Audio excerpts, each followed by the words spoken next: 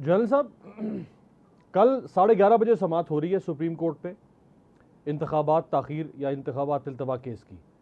और chief justice समाअत करेंगे। तहरीक इंसाफ चूँकि दरख्वास्त ले आई थी सुप्रीम कोर्ट में मुज़ाकरात की पेशरफ्त के सिलसिले में, और इलेक्शन कमीशन ने भी एक दरख्वास्त दायर कर दी थी। तो एक बात तो तय है कि अब कल के बाद 8 दिन बाकी रहेंगे 14 मई में, और 8 दिन में तो जादू का चराग भी अगर रगड़ेंगे तो इलेक्शन नहीं हो सकते। तो ये इलेक्शन कमीशन तो 80 दिन में भी इलेक्शन करवाने का इरादा नहीं रखता है। तो सुप्रीम कोर्ट क्या कर सकती है वर्स्ट केस सिनेरियो में कल? देखिए, यहाँ पे इलेक्शन कमीशन ने जो अपनी एप्लीकेशन दी है उसमें उन्होंने साथ ही उसमें बड़े बादब तरीके से सुप्रीम कोर्ट के खिलाफ एक चार्जशीट भी दे दी है। उन्होंने सुप्रीम कोर्ट को कहा है कि वायलेशन हमने नहीं, आपने की है इलेक्शन ये आइन की, क्योंकि आपको कोई इख्तियार नहीं था कि आप 14 मई तारीख दे दें। अब पहले तो वहां ये एक क्वेश्चन उठेगा कि क्या वाकई सुप्रीम कोर्ट 14 मई की तारीख दे सकता था, क्योंकि वो कहते हैं जी कि इसमें आइन में तो कोई ऐसा है ही नहीं कि सुप्रीम कोर्ट तारीख देगा। हालांकि बड़ी चीज वाज़ेह है कि जब हुकूमत के या रियासत के बाकी अदारे डिफाइंस पे उतर रहे हैं और जो तरीकाकार वजह किया हुआ है आइन में कि इस तरह तारीख दी जाएगी उसको पूरा ना करें, उसके मुताबिक वो तारीख दें ही ना, तो फिर आइन को किसी ने तो दिफा करना है, बचाना है उसको। लिहाजा यहां पे नजर ये आता है कि सुप्रीम कोर्ट बजाते खुद अंडर अटैक है, बजाय इसके कि सुप्रीम कोर्ट के हुक्म दे उसको डिफेंसिव पे डाला हुआ है। और राना सनाउल्लाह का बयान मैं कल देख रहा था,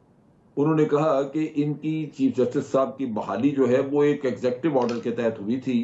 और एक एग्जेक्टिव ऑर्डर के तहत इनको रुख्सत भी किया जा सकता है। रोका भी जा आप सकता है। जनरल साहब, जो आप फरमा रहे हैं कि इलेक्शन कमीशन ने सुप्रीम कोर्ट पे कहा है कि सुप्रीम कोर्ट ने गलत फैसला दिया और वो ये तारीख नहीं दे सकती, सुप्रीम कोर्ट ना हुक्म दे सकती है, ये तो वापस हम उस ये तो जनरल साहब, ये तो वापस हम उस 0 पॉइंट पर पहुंच गए जो 22 फरवरी का 0 पॉइंट था,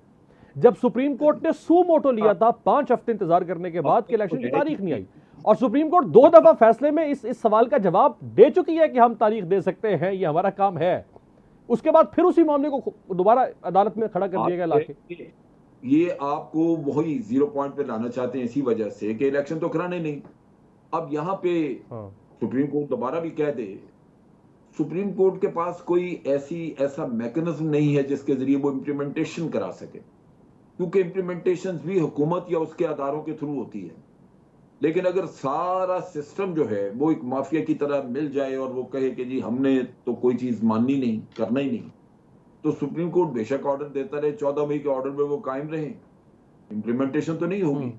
और अगर वो किसी के खिलाफ कोई एक्शन अनाउंस भी कर दें, वो कहें जी चीफ इलेक्शन कमिश्नर को हम हटाते हैं, या कुछ भी, तो नहीं हटेगा, कहे जी मैं तो बैठा हूं, तो क्या कर लिया जाएगा। बात यह है कि ये एक इस वक्त निजाम फेल हो चुका है, क्योंकि निज़ाम चलता तब है जबकि ये खुद ब खुद चीज़ें इम्प्लीमेंटेशन भी हो, रूल ऑफ लॉ भी खुद ब खुद चल रहा हो, केसेस जो हैं वो किसी बन रहे हैं किसी के खिलाफ तो वो वाकई किसी बुनियाद पे बन रहे हों। यहाँ तो है ही नहीं। आप 1.5 दर्जन FIR दर्ज करा दें, उधर उधर तो काला कुत्ता कहीं FIR दर्ज कराता है वो हो जाती है, मैं जाके कराना चाहूँ तो मैं तो फेरे लगा लगा के मर जाऊंगा, नहीं करेगा मेरी FIR दर्ज। और FIR दर्ज करा बंदे को अरेस्ट पहले कर लिया जाता है, बाद में पता लेकिन लगता है आपके खिलाफ दर्ज जरूर हो सकती है जनरल साहब, आप नहीं करवा सकते, आपके खिलाफ जरूर हो सकती है और मेरे खिलाफ हो सकती। तो मैं ये कहता हूं कि हम एक ऐसी नहज तक पहुंच चुके हैं जहां पे कानून की ना कोई वक़्त है, ना अदालती फैसलों की कोई वक़्त है। हम बिल्कुल मुकम्मल तौर पे इस वक्त एक